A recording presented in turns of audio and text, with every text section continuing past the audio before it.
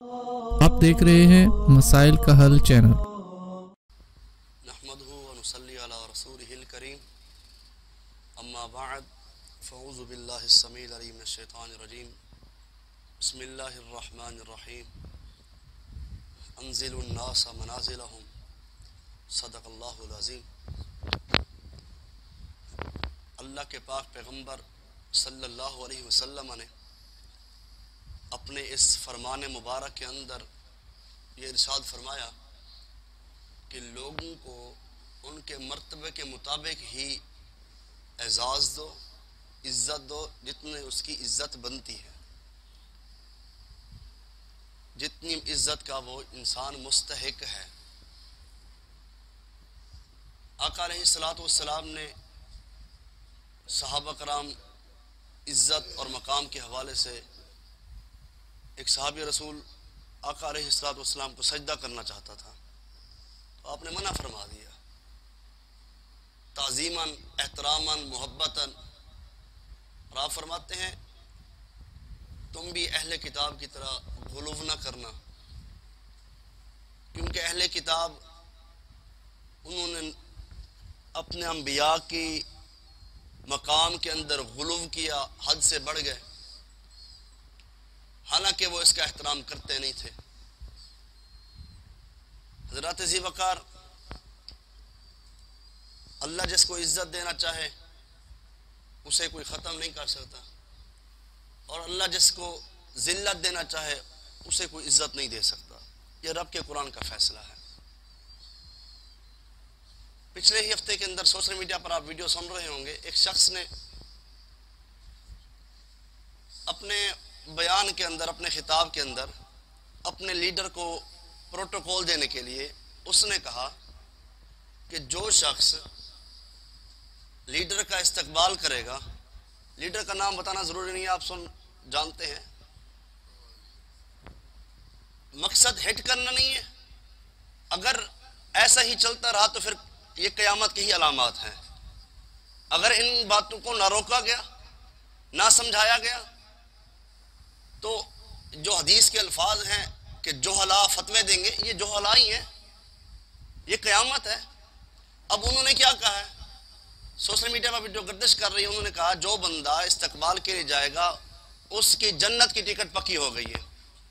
ثم نعوذ باللہ من ذالک، جیسے اللہ نے ان کو اپنا ادھر نگہبان بنا کے چھوڑا ہے، پھر کل کو یہ فتویٰ بھی آ جائے گا جو نہیں گیا وہ جہنم میں جائے گا۔ مطلب جنت اور جہنم انہی کے ہاتھ میں ہے، اللہ کے ہاتھ میں ہے ہی کچھ نہیں۔ یہ کیسا استقبال ہے؟ عزت دو، احترام دو، مقام دو، لیکن انزل الناس منازلہم، جنت ایسے کسی کے استقبال کے لیے جنت مل جائے گی؟ مذاق ہے جنت، رب نے ایسے بنائی ہوئی ہے۔ یہی باتیں پھر خالی ہو رہی ہیں، نماز ایسے ہو رہی ہیں، تہجد ایسے ختم، بس استقبال کر لو جنت میں چلے جاؤ گے۔ پھر اس شخص نے وضاحتی بیان کے اندر پتہ کیا کہتے کوئی حرج نہیں، میں نے جو بات کی ہے وہ ٹھیک ہی کہی ہے۔ ثم نعوذ باللہ من ذالک، میرا پیغام ہے اس شخص کو، اگر میری بات وہاں تک پہنچ سکتی ہے اسے چاہیے کہ رجوع کرے، توبہ کرے، رب کے حضور معافی مانگے، امت سے بھی اور رب سے بھی معافی مانگے۔ اتنا بڑا اس نے الزام لگایا ہے، کیسی یار کیا شریعت ہے؟ ہمیں حق حاصل نہیں ہے ہم کسی کو کہہ کر، اگر ایک بندہ نماز نہیں پڑھتا ہم کہتے جہنمی ہے، نہیں کہہ سکتے ہم، شریعت میں نہیں کہتی۔ ہو سکتا ہے رب کو کوئی ادا اس کی پسند آ جائے۔ اگر ایک بندے کی نماز کو دیکھ کر ہم کہتے یہ جنتی ہے اور دوسرے کو دیکھ کر کہتے یہ جہنمی ہے، نہیں کہہ سکتے۔ اس لیے انزل الناس منازلہم، میرے نبی علیہ الصلوۃ والسلام کا فرمان، جس کی جو عزت ہے، احترام ہے، اس کا مقام ہے، اس کا جو حق بنتا ہے اتنا دو۔ اس لیے ہمیں استقبال کریں، آپ کوئی نہیں منع کرتا، آپ کو پوری دنیا بند کر دیں، لیکن استقبال کے اندر آ کر شریعت کے معاملے کو، شریعت کو آگے لے آئیں کہ وہ جنتی پکا ہے۔ اچھا کچھ عرصہ پہلے ایک یہ بھی ویڈیو آئی تھی، جو بندہ استقبال کرے گا سمجھ لو اس نے حج کے برابر اس کو ثواب ملے گا۔ کیا ہے یار، یہ دین ہے، یہ اسلام ہے، یہ شریعت ہے، جس کو چاہو تم حج کے برابر مقام دے دو۔ ایسے نبی علیہ الصلوۃ والسلام نے کہہ دیا کہ جو بندہ حج کے لیے مال خرچ کرتا ہے، سفر کرتا ہے، نہ وہاں کسی کو تکلیف دی اور نہ کسی کے ساتھ زیادتی کی، نبی علیہ الصلوۃ والسلام فرماتے ہیں ایسا ہے کہ وہ ماں کے پیٹ سے آج پیدا ہو کر آ رہا ہے، تکلیفیں نہیں ہیں۔ مشکلات ہیں، مقام بھی ایسا ہے. ایسے پھر آپ حضرات یہ منشور بنائیں زندگی کا، غلط کو غلط کہنے کا حق بھی ہونا چاہیے انسان کے پاس. اگر کوئی لیڈر ہے، کوئی قائد ہے، کوئی غلط کہہ دے تو پھر کیا سمیعنا واطعنا، ایسی بات نہیں ہے.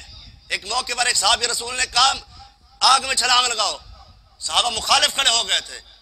کہا اللہ کے نبی نے کہا میں آگ سے بچانے آیا ہوں، آپ آگ کا آرڈر دے رہے ہیں. تو اللہ کے نبی علیہ الصلوۃ والسلام کے سامنے سوال رکھا گیا. حضور فرماتے ہیں جنہوں نے چھلانگ نہیں لگائی وہ حق پر تھے، میں تو آگ سے بچانے کے لیے آیا ہوں. امیر اگر آگ میں کہہ دے آگ میں چھلانگ لگا تو لگا دے. کیسی محبت ہے حضرات. کسی کی محبت میں اپنی آخرت خراب نہیں کرنی چاہیے.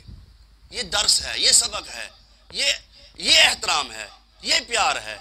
غلط کو اگر غلط نہیں کہیں گے، خاموش بیٹھے رہیں گے تو پھر جو عذاب آئے گا وہ پھر ایک پر نہیں آئے گا، وہ سب پر آئے گا.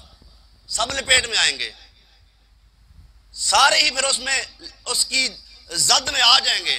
حضرات عزیز وقار، اللہ رب العزت جو سنایا مجھے اور آپ کو اس پر عمل کرنے کی توفیق عطا فرمائے. وآخر دعوانا ان الحمد للہ رب العالمین.